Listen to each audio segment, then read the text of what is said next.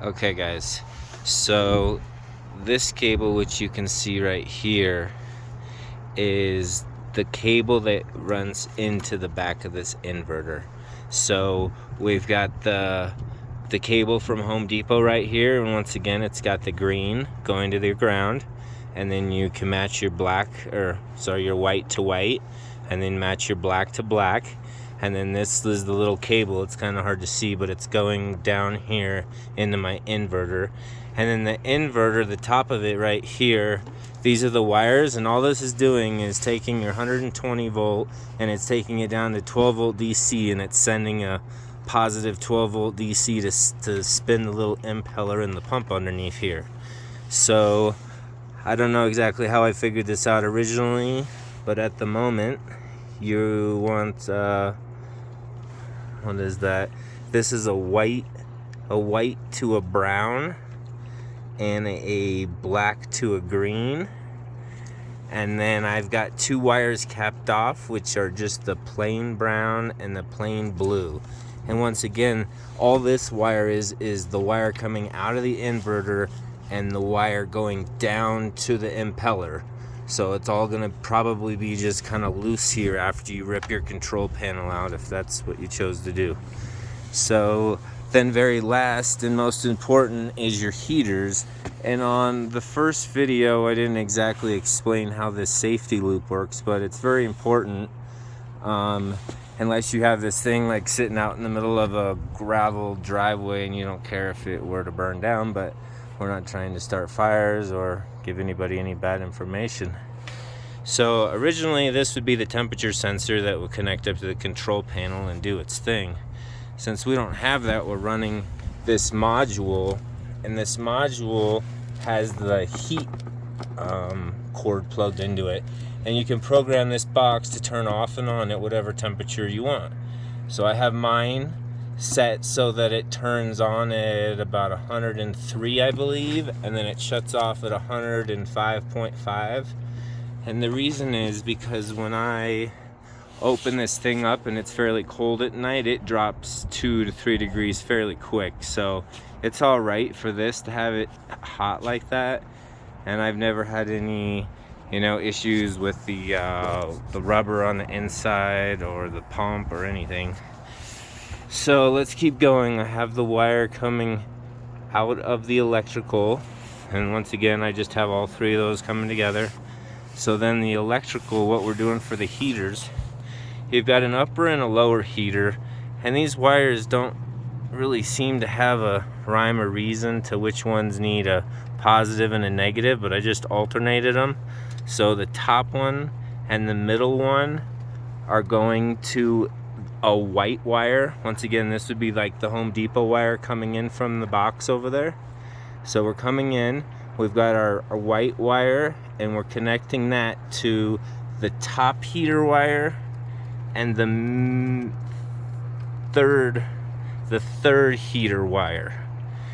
And then as far as the so then we're going to go down to the second heater wire and the fourth heater wire, and what that's doing is we're gonna make a longer loop, but ideally we would have just connected that to the black wire, but we want this to be safe. And what this little guy does here is once these heaters get over a certain temperature, that's unsafe, this little thing, there's a switch in there, and this will cause this circuit to break, and this blue wire will no longer send power to this circuit, which will shut these heaters off. And that would be, say, like this pump goes out down here, and then this thing would just sit here and overheat because there would be no flow through the system. So it's very important. I didn't show this in the first video, and I was just testing that essentially, but it works perfect with that. So you want to take your second and your fourth wire, and you want to wire those up to, it doesn't matter, you want to wire those up to either of these blue wires.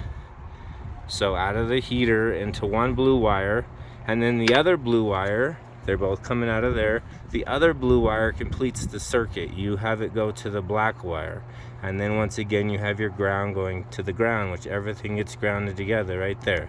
This is some sort of, it's like a coated metal, I guess, and they probably have some sort of ceramic interior, and It's pretty warm right now. It keeps that thing going. And like I said, I haven't shut this thing off once in over 9 or 10 months. And I replaced the pump on it probably spring of 2020, early 2020, and the pump has been running non-stop ever since. So I would assume that it would go out maybe every 12 to 18 months, which is fine with me. A $40-$60 replacement is okay with me. Trying to think if there's anything else I could help you out with. Like I said, that's the inverter. This old temperature sensor is kind of abandoned. It's very important that when you have this box, that like this is the temperature sensor wire that comes out of the back, and I have it go up, and it's important that you always have that, you know, kind of draping down on the inside of your tub so that this thing is accurate. You don't want it laying out there and giving this, you know, inaccurate information, and it's either not going to heat or it's going to overheat or underheat, and you won't be happy. So other than that, this little guy I'm pretty sure was about $25 on Amazon. This thing I think was about $40 on eBay or Amazon. Toolbox under $10 at Home Depot or a hardware store. You know, you want to get that big thick gauge cable. You know, that wire is almost a ½ inch thick right there. Get a big, you know, contractor splitter, you know, that goes with that cable. You know, the thicker the better in this situation. Pump switch isn't necessary, and I close it up, and this thing's always been watertight. Water doesn't get in there. You know, I drilled a nice hole there and pulled it through, and then I screwed the plug on while it was in there. And then again on these wires, you know, I labeled them as they went in. I made sure, you know, I just drilled a hole big enough. I think that was a ½ inch drill bit, and I shoved the wires in, and then I wired them in here so that, you know, they all have that clean hole, and like water can't leak through there, even if this thing's sitting in several feet of snow, which it has, and I haven't had an issue. But I put this cover over it, and that keeps that as well. Sorry, I gotta put the remote and this manual back in there. So have it again. Got it a little wet.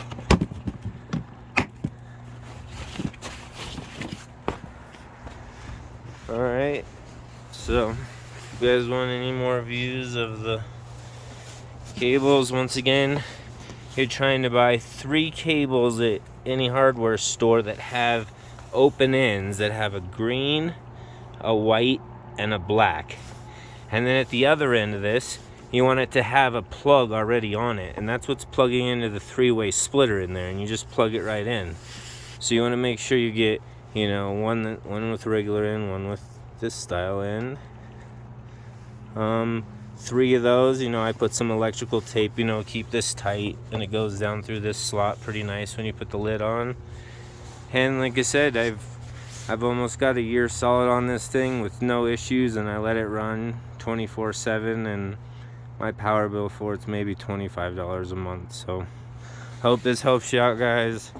You know, do it at your own risk. You know, make sure you use a GFI setup on that so you wouldn't get electrocuted. Make sure that you wire this blue circuit in. This doesn't overheat. You know, use some common sense. You know, check on it at least every couple days. You know, I almost check on this thing daily just to see if I hear the humming of the motor, and if I don't, then I make sure it gets turned off. But I haven't had that issue yet. This thing is always humming along, and it works great. I think tomorrow, since it's getting a little warmer now, it should be a good day. So I'm gonna put this back together, and thanks for watching my videos. I hope you guys can enjoy this cheap hot tub and not have to buy like $600 parts, and all they do is beep air at you and turn off every day. All right, good luck, guys. See ya.